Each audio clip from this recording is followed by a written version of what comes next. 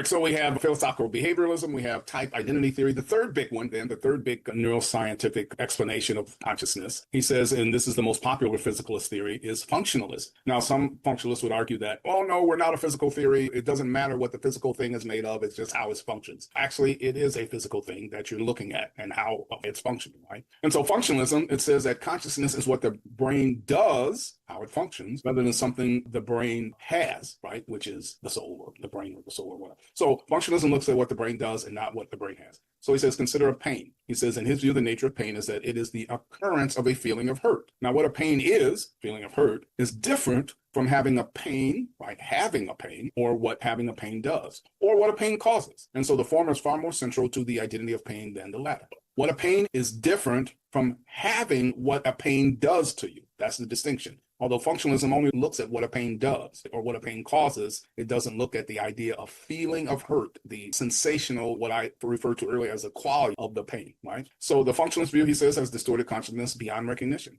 Consciousness is a series of inner states that we experience. There's a what it's like to be a conscious state. Conscious states may indeed be caused, he tells us, by bodily inputs and may cause bodily outputs, but what consciousness is not what it does. So functionalism tries to explain consciousness by explaining what the thing is doing as opposed to what it is. And so that's the problem that he's having with functionalists. He says physicalists, however, who are functionalists have wanted to identify consciousness with what the brain does because that makes, obviously, conscious physical. And so the brain movements caused by the pain. But it doesn't seem to work. That's what he's getting at. So the big three, then, he suggested, have failed in terms of their explanation of consciousness.